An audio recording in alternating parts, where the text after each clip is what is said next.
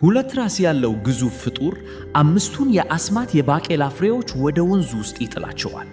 በቅጽበትም ፍሬዎቹ በሚገርም ሁኔታ ከመሬት ውስጥ በቅለው ወጡ። ግዙፎቹ የሐረግ ግንዶች ወደ ሰማይ ማቅያታቸውን ተያያዙት። በሁለት ራስ ግዙፉ ፍጡር ትእዛዝም ከጀርባው የነበሩ ቁጥር የሌላቸው ግዙፋን የሐረጉን እድገት ወደ ታች ለመቀየር በከፍተኛ ፍጥነት ወደ ላይ መውጣት ጀመሩ። እነዚህ በርካታ ግዙፎች የሐረጉን እድገት በመጫን ሐረጉ ወደ ምድር የሚያስኬድ ድልድያቸው እንዲሆን አደረጉት። ለሺህ ዓመታት ታስሮ የነበረው ግዙፍ ፍጡሩም በመጨረሻ ወደ ሰው ልጅ ዓለም ለመመለስ ቻለ። ነገሩ እንዲህ ነው። ከረጅም ጊዜ በፊት አንዳንዶች መነኮሳት የአምላካቸውን እውነተኛ ፊት ለማየት ይፈልጉ ነበር። ወደ ሰማያት የሚወስዳቸውን ሐረግ ለማብቀልም የአስማት አተርን ተጠቀሙ። ነገር ግን ወደ ሰማይ በወጡ ጊዜ በዚያ ምንም አይነት አምላክ አላገኙ። እዚያ ይጠብቃቸው የነበረው አስፈሪው የግዙፎች መንጋ ብቻ ነበር። እነዚያ ጨካኝ ግዙፎች በሐረጉ በኩል ወደ ታች በመውረድ የጭካኔ ግድያ መፈጸም ጀመሩ። ቤተ መንግሥቱንም ሰብረው በመግባት የወርቅና የሀብት ዘረፋ አካሄዱ። ይባስ ብሎ ደግሞ ግዙፎቹ የሰውን ሥጋ መብላት ይወዱ ነበር። በዚህም ምክንያት የሰው ልጅ ለተወሰነ ጊዜ ታላቅ መከራ አስተናገደ። መነኮሳቱ የግዙፎቹን ልብ በአስማትና በደም አዋህደው ቀደም ሲል ታይቶ የማይታወቅ አስማተኛ ዘውድ ከሰሩ በኋላ ነው ነገሩ የተቀየረው። ንጉሡ ይህንን መለኮታዊ ዘውድ ባደረገ ጊዜ ግዙፎቹ በሙሉ ተንበረከኩለት። ንጉሡም ወዲያውኑ ወደ አደጉበት ምድር እንዲመለሱ በማዘዝ የሰውን ልጅ መከራ አበቃ።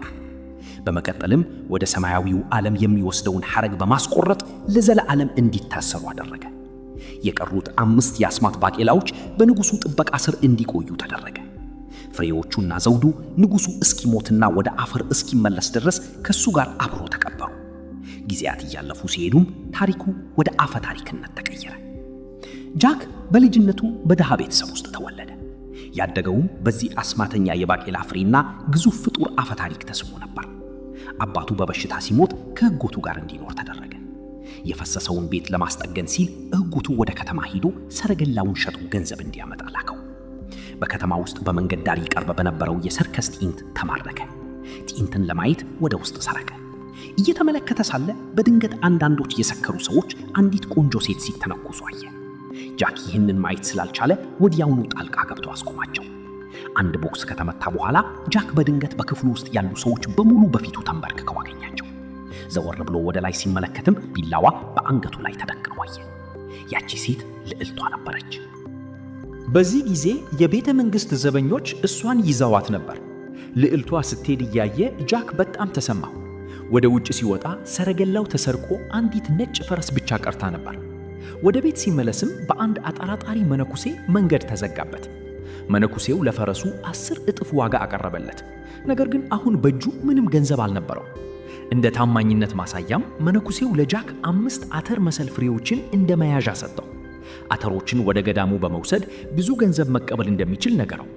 አተሮችን ውሃ እንዳያገኛቸውና አስፈሪ ነገር እንደሚከሰት አስጠነቀቀው። ጃክ ግን በእጁ ያሉት ፍሬዎች ከድሮው ንጉሥ ጋር የተቀበሩት 5ቱ የአስማት ባቄላዎች መሆናቸውን አላወቀም ነበር። መነኩሴው ቀደም ሲል ወደ ቤተ መንግሥት ሰብሮ በመግባት ፍሬዎችን ሰርቆ ነበር። የቤተ መንግሥቱ ሚኒስትር ወደ ቤቱ ሲመለስ ቤቱ ተበላሽቶ አገኘው። ደንግጦ መሬት ላይ የወደቀውን መጽሐፍ ሲያነሳ መነኮሳቱ ፍሬዎችን መስረቃቸውን ተረዳ።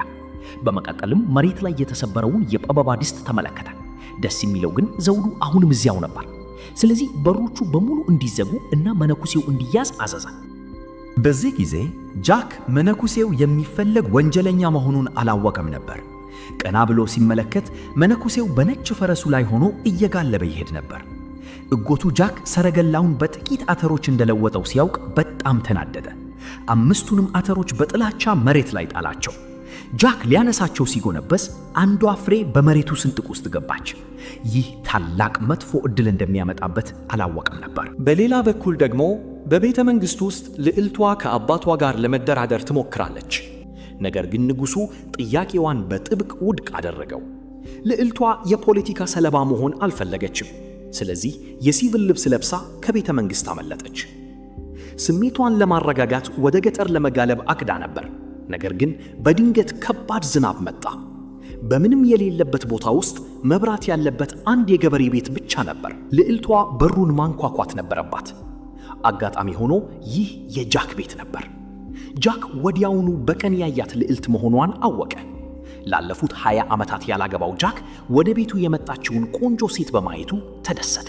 በጣም ከመደሰቱ የተነሳ በቤቱ ላይ ትልቅ ነገር ሊከሰት እንደሆነ አላስተዋለም ነበር።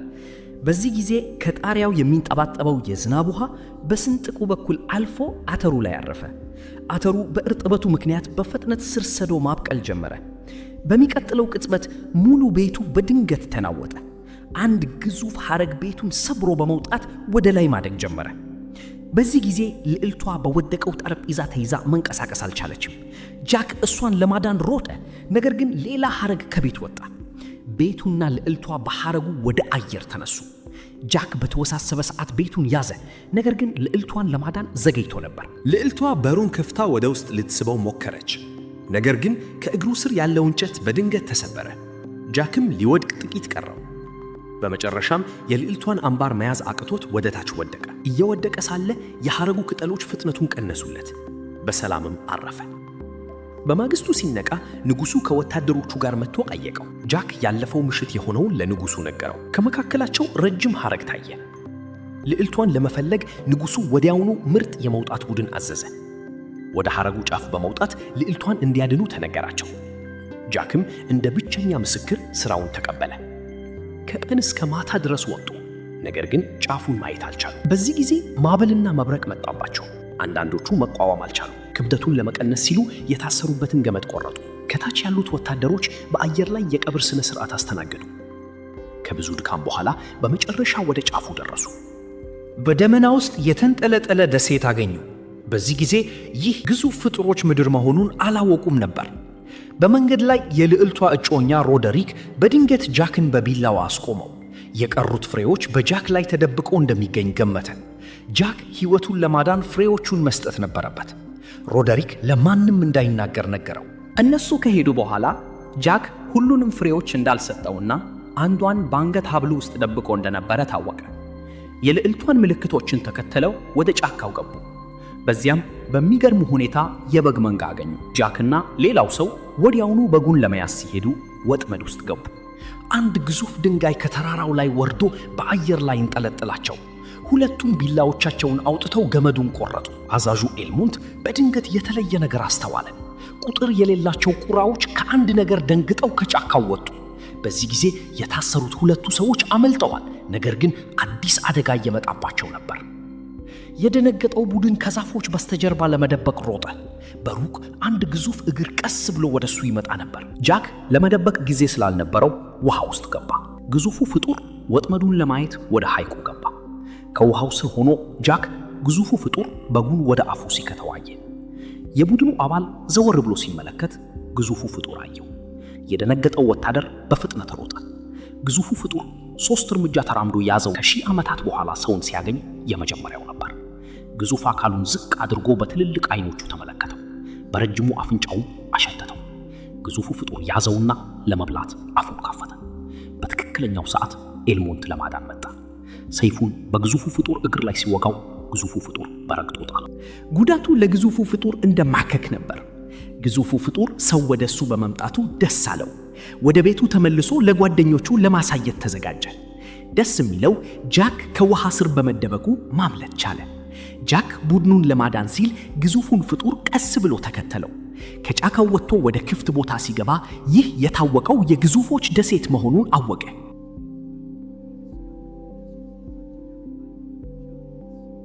ሦስቱ የቡድን አባላት ወደ ገደሉ ጫፍ መጡ። ሁለቱ መንግስቱን ለመንጠቅ አቅደው ነበር። ስለዚህ ሮደሪክ ልዕልቷን እንዳያት በመዋሸት ወታደሮቹ ገደሉን እንዲያዩ ነገራቸው። ወታደሮቹ ሳይመለከቱ ሮደሪክ ከአንዱ በስተጀርባ በኩል ገፍትሮ ጣለው። የሚያደርገውን ነገር የሚያውቁ ሰዎች ማነሳቸው ለሱ ጥሩ ስለነበር ነው። ደስ ብሏቸው ሳለ ሌላው ሰው በድንገት ከጀርባው ባለው ግዙፍ ፍጡር ተይዞ ተበላ። በመቀጠልም ሌላ ግዙፍ ፍጡር ከገደሉ ላይ ወጣ። ሮደሪክ በግዙፍ ፍጡሮች ተከቦ መውጫ አጣ። በድንጋጤ ከአስከሬኑ ቦርሳ ውስጥ የአስማት ዘውድ አወጣ። አሮጌው ንጉሥ ዘውዱን የሠራው ከግዙፍ ፍጡር ልብ ነበር። እሱን ካደረገው ግዙፎቹ በሙሉ የታዘዙትን ያደርጋሉ። አሮጌው ንጉሥ ይህንን ዘውድ ተጠቅሞ ግዙፎቹን ከሰው ልጅ ዓለም አባሮ ነበር። ለዚህ ነው ለ1000 ዓመታት በሰማይ ደሴት ላይ የታሰሩት። በሌላ በኩል ሁለት ራስ ያለው ግዙፍ ፍጡር እዚህ ሌላ ረዳት እንዳላት ይጠይቃት ነበር። ነገር ግን ግዙፉ ፍጡር ልዕልቷ የአሮጌው ንጉሥ ዘር መሆኗን አሸተተ። ሁለት ራስ ያለው ግዙፍ ፍጡር ለሌሎቹ ነገራቸው። በአሮጌው ንጉሥ መታሰራቸውን ለመበቀል ሲሉ ልዕልቷን ለመብላት ወሰኑ። በዚህ ጊዜ ግዙፉ ፍጡር ይዞት የመጣውን ምግብ ይዞ ወደ ዋሻው ተመለሰ። ሁለት ራስ ያለው ግዙፍ ፍጡር ልዕልቷ ብቻ እንዳልመታች ተረዳ። በተናደደ ሁኔታ አንድ ወታደር ይዞ ወደ ሰው ልጅ ዓለም የሚወስደውን ምስጢራዊ መንገድ እንዲናገር ጠየቀው። ወታደሩ ምስጢሩን ከመናገር ይልቅ መሞትን መረጠ። ሁለት ራስ ያለው ግዙፍ ፍጡር ሌላውን ወታደር ሲጠይቅ ሮድሪክ በአስማተኛው ዘውድ መጣ። ያዩት ግዙፍ ፍጡሮች በሙሉ ተንበረከኩለት። ይህ እውነተኛ ዓላማውን አሳየ። ዘውዱን ተጠቅሞ ግዙፎቹን ለመቆጣጠር ከዚያም ኃይላቸውን ተጠቅሞ ወደ ምድር በመመለስ መንግስታትን በሙሉ አሸንፎ ዓለምን ለመግዛት ፈለገ። በዚህ ጊዜ ጃክ ተከተላቸው። ነገር ግን ቦታው በጥብቅ ይጠበቅ ስለነበር ተደብቆ እድል መጠበቅ ነበረበት። በመቀጠልም በወርቅ በተሞላው የግዙፎች ግምጃ ቤት ውስጥ ገባ። ሲወጣ በመንገዶች ውስጥ ጠፋ። ወዴት እንደሚሄድ አጣ። በሩቅ የልዕልቷ የእርዳታ ድምፅ ተሰማ። ጃክ ቀስ ብሎ ተከተለ። ይህ የግዙፉ ፍጡር ኩሽና ነበር። ግዙፉ ፍጡር ዱቄት በኤልሞንት ላይ ነሰነሰበት። ኤልሞንት በሊጡ ውስጥ ተጠቅልሎ እንደ ስጋ ኬክ ሆነ። ወደ ኦቨን ውስጥ እስኪገባ ድረስ ከሁለት ዶሮዎች ጋር ጠረጴዛው ላይ ተቀመጠ። በዚህ ጊዜ ልዕልቷ ጃክ ለማዳን ሲመጣ አይታ ፈገግ አለች። ለጃክ ወደ ኦቨን ሊገባ ያለውን ኤልሞንትን እንዲያድነው ነገረችው። ጃክ በሊጡ ላይ ቀዳዳ ሰርቶ ቢላዋ ሰጠው። ግዙፉ ፍጡር 3 ትልልቅ ቢላዎችን በሊጡ ላይ ሰካ። በኤልሞንት ተራ ጊዜ ደስ የሚለው ቢላዋ በእግሮቹ መካከል ገባ። በመቀጠልም በግዙፉ ፍጡር ወደ ኦቨን ተወሰደ። በዚህ ሰዓት ጃክ ወደ ቢላዋው ቦታ ሄዶ ጊዜውን ጠበቀ። ግዙፉ ፍጡር አትክልት ይቆርጥ ነበር። በመቀጠልም ካሪጁን ከፍቶ ልዕልቷን ጠረጴዛው ላይ አኖራት። ግዙፉ ፍጡር ልዕልቷን ሊቆርጣት ሲል ጃክ ቀስ ብሎ ከግድግዳው ላይ ትልቅ ቢላዋ ወጣ። ቢላዋውን ይዞ ዘለለና በግዙፉ ፍጡር ጀርባ ላይ ሰካው። ግዙፉ ፍጡር በህመም ጮኸ። ግድግዳውን መትቶ ሞተ። ጃክ ግዙፉን ፍጡር የገደለ የመጀመሪያው ጀግና ሆነ። ሦስቱም ከኩሽናው ወጥተው ወደ ምድር ለመመለስ አቀዱ። ነገር ግን ወደ ገደሉ ጫፍ ሲደርሱ አንድ ግዙፍ ፍጡር ወደ ሰው ልጅ ዓለም የሚወስደውን መንገድ ሲጠብቅ አገኙት። ሦስቱ ሰዎች ሲመከሩ አንድ ንብ በጃክ ላይ በረረች። ይህ ለጃክ አዲስ ሐሳብ ሰጠው። የንብ መንጋ በፖል ያዘ። ኤልሞንት የግዙፉን ፍጡር ቆብ ከፈተው። በመቀጠልም ጃክ የንቡን መንጋ በቆቡ ውስጥ አደረገው። ቆቡን ካደረገ በኋላ ሁለቱ ሰዎች በፍጥነት ሮጡ። ከጥቂት ጊዜ በኋላ ግዙፉ ፍጡር ተነስቶ ቆቡን መታ። ከተራመደ በኋላ ቆቡን ለማውጣት አሰበ። ነገር ግን አንዲት ንብ በፊቱ በረረች። እሱም ለማምለጥ ሲል ከገደሉ ላይ ወደቀ። ወደ ሰው ልጅ ዓለም የመመለሻው መንገድ ተከፈተ። ኤልሞንት ጃክ ልዕልቷን ይዞ እንዲሄድና እሱ ከከዳተኛው ጋር ለመነጋገር እንደሚቀር ነገረው። ግዙፉ ፍጡር እንደገና ወደ ምድር እንዳይመጣ ለማድረግ ዘውዱን መመለስ ያስፈልጋል። በዚህ ጊዜ በታችኛው ዓለም ያሉ መነኳሳት ይጸልዩ ነበር። በድንገት ከገደሉ ላይ የወደቀው ግዙፍ ፍጡር ከሰማይ ወርዶ በፊታቸው ወደቀ። ሁሉም ሊያዩት መጡ። ይህ የግዙፍ ፍጡሮች መኖር እውነት መሆኑን አረጋገጠ። የሰው ልጅ በግዙፍ ፍጡሮች እንዳይጠቃ ለማድረግ ንጉሡ ልዕልቷን የማዳን ሥራውን ለማቆም ወሰነ። ወደ ሰማይ የሚወስደውን ሐረግ እንዲቆረጥ አዘዘ። በማግስቱ ሮደሪክ ግዙፎችን በሙሉ ወደ ገደሉ ጫፍ አዘዘ። በሐረጉ በኩል ወደ ምድር በመውረድ በሰው ልጅ ላይ ጦርነት ለመክፈት ተዘጋጁ። የቀረው አዛዥ ተደብቆ እሱን ለማጥቃት ዕድል ይፈልግ ነበር። በዚህ ጊዜ በግራ በኩል ያለው ሁለት ራስ ግዙፍ ፍጡር የሆነ ነገር አስተዋለ። ነገር ግን በቀኝ በኩል ያለው ግዙፍ ፍጡር ለሮድሪክ እንዳይነግረው ነገረው። በዚህ ሰዓት ኤልሞንት በድንገት ከሮድሪክ ጀርባ ዘሎ ወደ ዋሻው ሳበው። ሲታገሉ ሌሎች የአስማት ባቄላዎች መሬት ላይ ወደቁ። ከብዙ ውጊያ በኋላ ኤልሞንት በሮድሪክ ተመታ። ከገደሉ ጫፍ ላይ ተገፋ። ነገር ግን ወንጀለኛው ከመምታቱ በፊት ብዙ ይነገራል።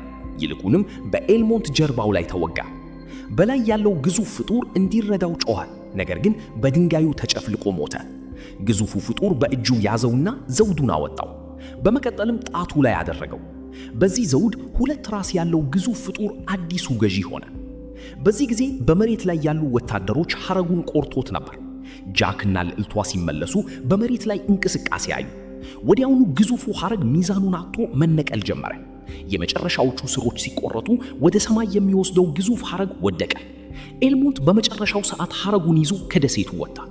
ግዙፉ ፍጡር ሐረጉ ወደ ምድር ሲወድቅ ተናዶ ጮኸ። ሐረጉ ሲወድቅ ጃክ ልዕልቷን አቅፎ ሐረጉን ያዘ። በሳሩ ላይ ዘሎ በሰላም አረፈ። የወደቀው ሐረግ ወደ ቤተ መንግሥቱ ተዘረጋ። በቤተ መንግሥቱ ያሉት ወታደሮች ሰዎቹን ለማስወጣት ደወል ደወሉ። ኤልሞንት ወደ ወንዙ ዘሎ አመለጠ። ንጉሡ ልዕልቷ በሰላም በመመለሷ ተደነቀ። ንጉሡ ለጃክ ልዕልቷን ስላዳነ ታላቅ ሽልማት ሰጠው። እንደ አባትነቱም አመሰገነው። ለጃክ ግን ሽልማቱ አልነበረም የፈለገው። ነገር ግን በሕግ መሠረት ልዕልት ከተራ ሰው ጋር ማገባት አትችልም። ይህ እርስ በርስ የሚፋቀሩትን ሁለቱን ሰዎች አብረው እንዳይሆኑ አደረጋቸው። በመመለሻ መንገዳቸው ላይ ፍቅራቸውን መሰርተው ነበር። ሲሰናበቱ ጃክ ሁል ጊዜ እንዲያስታውሰው የእርሱን መጽሐፍ ሰጣት። ጃክ የልዕልቷን መሄድ በትካዜ ሲመለከት በላይ ያለው ግዙፍ ፍጡር ነገር ቀየረ። ግዙፉ ፍጡር ሮድሪክ የተወውን ቦርሳ አገኘ። በውስጡ 5 የአስማት ባቄላዎች መኖራቸውን ተረዳ። 5ቱንም ፍሬዎች ወደ ወንዙ ነፋቸው። በወንዙ ውሃ ተመግቡ ፍሬዎቹ በቅለው ወጡ። በሚቀጥለው ቅጽበት 5 ግዙፍ ሐረጎች ከመሬት ወጡ። በሁለት ራስ ግዙፉ ፍጡር ትዕዛዝ ቁጥር የሌላቸው ግዙፍ ፍጡሮች ወደ ሐረጎቹ ወጡ። በሐረጉ ወርደው በሰዎች ላይ ጦርነት ለመክፈት ተዘጋጁ። ጃክ ፈረሶችን ሲመግብ በውሃው ላይ የተለየ ነገር አየ። ወዲያውኑ ለንጉሡ ለመንገር ወደ ከተማው ሄደ። ንጉሡ ወደ ቤተ መንግሥት ይመለስ ነበር። ስለሚመጣው ጦርነት አላወቀም ነበር። ጃክ በገዳሙ አቅራቢያ አልፎ መነኮሳቱ ደወል እንዲደውሉ አደረገ። ገዳሙ ለሰው ልጅ የጦርነት ደወል ሲደውል ከ1000 ዓመታት በኋላ የመጀመሪያው ነበር። ንጉሡ የደወሉን ትርጉም አላወቀም ነበር። ጃክ ቡድኑን ሲያገኝ ዘግይቶ ነበር። ግዙፎቹ በጫካው በኩል ወደ ሰዎች ይመጡ ነበር። ከፈረሶቹ በላይ በፍጥነት ይራመዱ ነበር። ግዙፎቹ ወደ ኋላ የቀሩትን ወታደሮች ይዘው ወረወሯቸው። ሌላው ግዙፍ ፍጡር የወፍጮ ቤቱን አፍርሶ ወደ ሕዝቡ ወረወረው። መሬት በወደቀበት ሰዓት የንጉሡን ዘውድ መታው። ደስ የሚለው ከፊት ያሉት ሐረጎች ለማምለጥ ጊዜ ሰጧቸው። በዚህ ጊዜ የንጉሡ ወታደሮች ወደ ቤተ መንግሥቱ ቀረቡ። በግድግዳው ላይ ያሉት ወታደሮችም አደጋውን አይተው ሕዝቡን ለማስወጣት ደወል ደወሉ። ኤልሞንት ወደ ግድግዳው ሮዶ ወታደሮቹን ሰበሰበ። ቤተ መንግሥቱንም አዘጋጀ። ወታደሮቹ 5 ቶን ታር ወደ ወንዙ እንዲደፉ አዘዘ። በመቀጠልም ወታደሮቹ ፍላጻዎቻቸውን እንዲያዘጋጁ አደረገ። ንጉሡ ወደ ከተማው ለመመለስ ሁሉም ነገር ተዘጋጀ። በኤልሞንት ትዕዛዝ ወታደሮቹ ፍላጻዎቻቸውን ወደ ወንዙ ተኮሱ፣ ታሩንም አቃጠሉት። በቅጽበት የተቃጠለው ታር በመቱ ውስጥ ተሰራጨ። ግዙፎቹ ከመምጣታቸው በፊት ወታደሮቹ በሩን ለመዝጋት ታገሉ። ጃክ ግን አልተከተላቸው። በሩ ሊዘጋ ሲል ጃክ በዚህ ሰዓት ወደ እንጨት ድልድዩ ዘለለ። ነገር ግን 2 ራስ ያለው ግዙፍ ፍጡር ድልድዩ እንዳይነሳ አደረገው። አዛዡ ወዲያውኑ ወታደሮቹን ወደ ግዙፉ ፍጡር እንዲተኩሱ አዘዘ። ግዙፉ ፍጡር እጁን ለቀቀ፣ ወደ እሳቱ ውስጥም ወደቀ። የመቱት ሌሎች ግዙፍ ፍጡሮች አዛዣቸው ሲወድቅ አይተው ሊያድኑት አልሞከሩ። ወደ እሳቱ የወደቀው 2 ራስ ግዙፉ ፍጡር እንዳልሞተና ከውሃው ስር ሆኖ ወደ ከተማው ይዋኝ እንደነበር ማንም አላሰበም ነበር። ነገር ግን በሩ ሙሉ በሙሉ ከመዘጋቱ በፊት ግዙፎቹ ሁለተኛ ጥቃት ሰነዘሩ። 2 ትልልቅ የብረት መንጠቆዎች በሩን ያዙት። ግዙፎቹ ወደ ከተማዋ ቢገቡ ነገሩ አስፈሪ ይሆናል። ብዙ ግዙፎች ሲቀላቀሉ ድልድዩ ወደ ግዙፎቹ አደላ። ትልቅ ኃይል የሰዎችን ገመድ ሰበረው። ግዙፎቹ ግድግዳውን ሊሰብሩ ሲሉ ኤልሞንት ተመሳሳይ ዘዴ ተጠቀመ። ከውጭ ካሉት ግዙፍ ፍጡሮች ጋር ውጊያ ተካሄደ። ሰዎች ወታደሮቻቸውን በሩን እንዲጠብቁ ሲልኩ፣ ግዙፎቹ ደግሞ የተቃጠሉ ዛፎችን ወደ ከተማዋ ወረወሩ። የተቃጠሉት ዛፎች እንደ እሳት ኳስ በመምጣት የወታደሮቹን አሰላለፍ አበላሹት። በሩ በግዙፎቹ ይሰበር ነበር። ንጉሡ ልዕልቷን አግኝቶ ጃክን ወደ ክፍሉ እንድትወስደው ነገራት። እዚያ ወደ ገዳሙ የሚወስድ ምስጢራዊ መንገድ ነበረ። በመቀጠልም መብራቱን አብርቶ ከሌሎች ሀገራት እርዳታ እንዲጠይቅ ነገራት። ሁለቱ ሰዎች ሳይዘገዩ ወደ ቤተ መንግሥቱ ሮጡ። ነገር ግን ከመሬቱ ስር ድንገተኛ ምት ተሰማ። ይህ ወንዝ ውስጥ የወደቀው 2 ራስ ግዙፍ ፍጡር ነበር። በቤተ መንግሥቱ ውስጥ ሌላ ከባድ ውጊያ ሊደረግ ነው። ጃክ ከልዕልቷ ጋር በንጉሡ ካባ ውስጥ መደበቅ ነበረበት። ነገር ግን 2 ራስ ያለው ግዙፍ ፍጡር ያከናወኑበትን ቦታ አገኘው። ለማምለጥ የሞት ሽረት ጥረት አደረጉ። ነገር ግን በመንገድ ላይ 2 ራስ ያለው ግዙፍ ፍጡር ልዕልቷን ያዛት። ልዕልቷ በግዙፉ ፍጡር ልትበላ ስትል ጃክ እሷን ለማዳን ዘለለ። ነገር ግን እሱም ተያዘ። በመጨረሻው ሰዓት ጃክ በእጁ የአስማት ባቄላ እንደነበረው አስታወሰ። ባቄላውን ወደ ሁለት ራስ ግዙፉ ፍጡር አፍ ውስጥ ወረወረው። ሐረጉም ከግዙፉ ፍጡር አካል ውስጥ በቅሎ ወጣ። በዚህ ጊዜ በውጭ ያሉት ግዙፎች ቤተ መንግሥቱን ሊወሩ ነበር። ኤልሞንትና ንጉሡ ለመጨረሻው ውጊያ ተዘጋጁ። በዚያ ቅጽበት ግዙፎቹ ሐረጎች ቤተ መንግሥቱን ሰብረው ወጡ። ግዙፎቹ መሳሪያዎቻቸውን ጥለው በጉልበታቸው ተንበረከኩ። በአስማተኛው ዘውድ ተሸልሞ የተከሰተው ጃክ ነበር። እንደገናም ግዙፎቹ በሰዎች ተሸነፉ። ጃክና ልዕልቷም እስከ ዘላለሙ በደስታ አብረው ኖሩ። ቻናሌን ሰብስክራይብ ማድረግ እንዳይረሱ። በሚቀጥለው ጊዜ እንገናኛለን።